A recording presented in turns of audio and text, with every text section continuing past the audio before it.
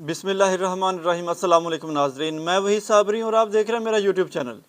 میرے اس چینل پر آنے والے تمام احباب کو خوش آمدید۔ ناظرین، باتیں کرتے ہیں دلچسپ و عجیب اور حیرت انگیز سائنٹیفک معلومات کے اوپر۔ پہلی حیرت انگیز بات یہ ہے کہ سائنسدان اس بات کے اوپر تجربہ کرنے والے ہیں، وہ چاہ رہے ہیں کہ 2025 تک چاند کی سرزمین پر وہ پودے اگائیں۔ اب سائنسدان خود ہی کہتے ہیں کہ چاند کی سرزمین پر ہوا نہیں ہے، پانی نہیں ہے۔ چلو سورج کی روشنی تو وہاں پر پہنچ ہی جاتی ہے، جو بیسک انگریڈینٹس ہیں پودے اگانے کے لیے، ہوا اور پانی، وہ وہاں پر موجود نہیں ہے۔ اب سائنسدان اس بات کا تجربہ کرنے والے ہیں، وہ چاہتے ہیں کہ کسی صورت ہم اس قابل ہو جائیں کہ چاند کی سرزمین پر پودے اگائیں۔ اس مقصد کے لیے وہ چاہ رہے ہیں کیونکہ مخصوص قسم کے باکس بنائیں گے جس میں ان پودوں کو رکھ کر تو بیج جو ہے وہاں پر اگائے جائیں گے، اور جب وہ یہ پہلا پروسیس پورا کر چکے ہوں گے کہ بیج وہاں پر پہنچا چکے ہوں گے اور ان کو باکسز میں رکھ کے زمین میں کاشت کر دیا جائے گا، تو پھر وہ اس بات کا عمل دیکھیں گے کہ وہ بیج کتنی دیر میں اگتا ہے، اس کی جو نشو نما ہے کیسے ہوتی ہے، وہ کیسے گرو کرتا ہے، اور اگر اس کے اوپر کوئی پھل لگتے ہیں تو ان کی جو افادیت ہے وہ کیسی ہو سکتی ہے۔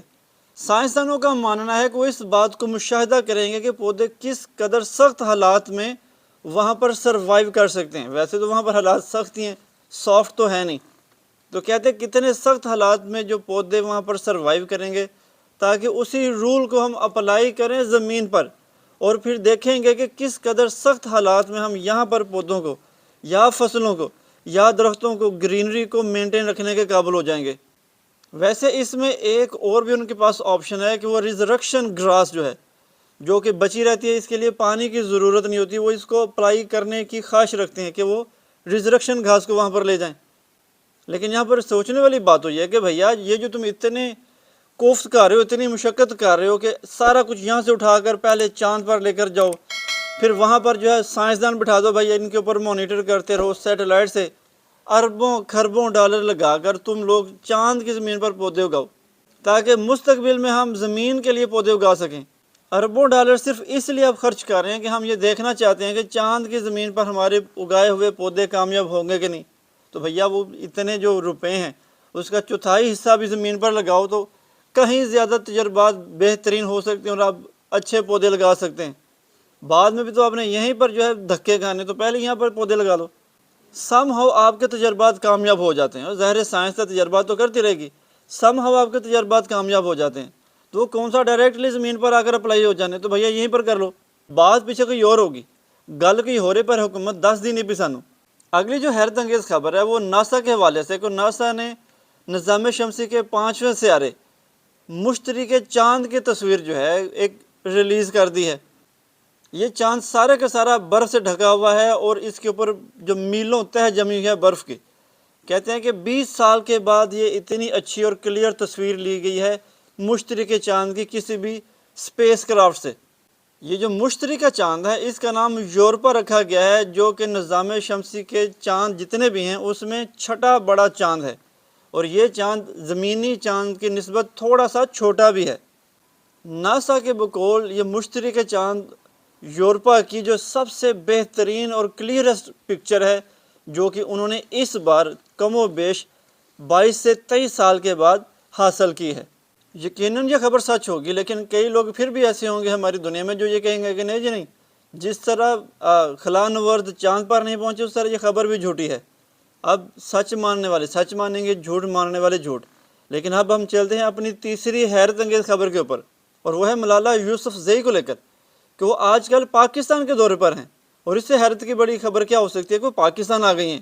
اگر میں کچھ آپ کو یاد کرواؤں تو ملالہ یوسفزئی کو 2015 میں طالبان نے ایک حملے میں زخمی کر دیا تھا، جس میں انہیں 2 گولیاں لگی تھیں۔ تب سے لے کر یہ اب تک برطانیہ میں مقیم ہیں، اور اس سارے کم و بیش 7-8 سال کے عرصہ میں یہ صرف 2 بار ہی پاکستان آئی ہیں۔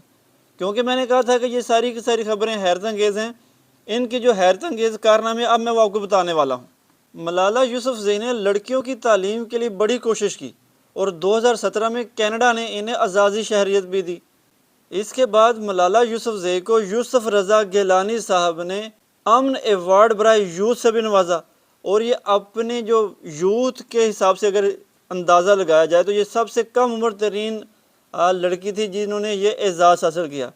اب ذرا یہاں پر میں یوسف رضا گیلانی صاحب کا تھوڑا سا حوالہ دے دوں کہ یہ وہی وزیر اعظم ہے جو کرپشن کے چارجز پر نااہل ہوئے تھے۔ وزیر اعظم تھے تو ان کو نااہل قرار دے کر تو اتار دیا گیا تھا ان کی سیٹ سے۔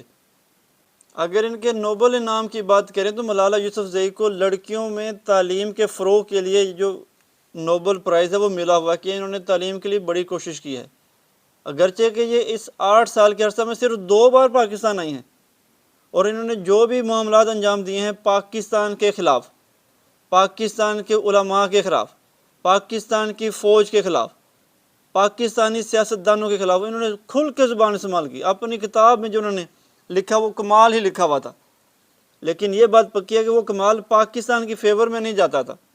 اور حیرت کی بات یہ ہے کہ جو پاکستان آیا ہی نہیں ان کے لیے یہ لفظ استعمال ہو رہے ہیں کہ انہوں نے پاکستان میں عورتوں کی تعلیم کے لیے بڑا اہم رول ادا کیا ہوا ہے۔ بھائی رول تو وہ ادا کرے کہ جو پاکستان میں ہو، جیسے عبدالستار ایدھی صاحب ہیں، انہیں تو نوبل پرائز نہیں دیا گیا۔ دنیا کی سب سے بڑی ایمبولینس سروس ان کی، دنیا کی سب سے بڑی پرائیویٹ جو کشتیاں ہیں، جو پرائیویٹ جو ایمبولینس ہیں اور جو عملہ ہے جو سپورٹ کرتا ہے کرائسس میں، وہ سب سے بڑے عبدالستار ایدھی صاحب کے پاس تھا، انہیں تو نوبل انعام نہیں دیا گیا۔ یہی تو حیرت کی بات ہے کہ جو بندہ پاکستان کے خلاف کچھ بھی زبان بولتا ہے اسے نوبل انعام تو ملتا ہی ہے، اس کو سراہا جاتا ہے، اس کو آسکر ایوارڈ بھی ملتے ہیں۔ آپ ان تصاویر میں دیکھیے جو جامعات کے جو وی سیز ہیں وہ ان کے سامنے ہاتھ باندھ کر کھڑے ہیں، بڑے بڑے پولیس افسران اس کے سامنے ہاتھ باندھ کر کھڑے ہیں کہ جیسے پتہ نہیں پی ایم کھڑی ہے ہماری، ہے کہ نہیں حیرت کی بات۔ دعاؤں میں یاد رکھیے گا۔ السلام علیکم۔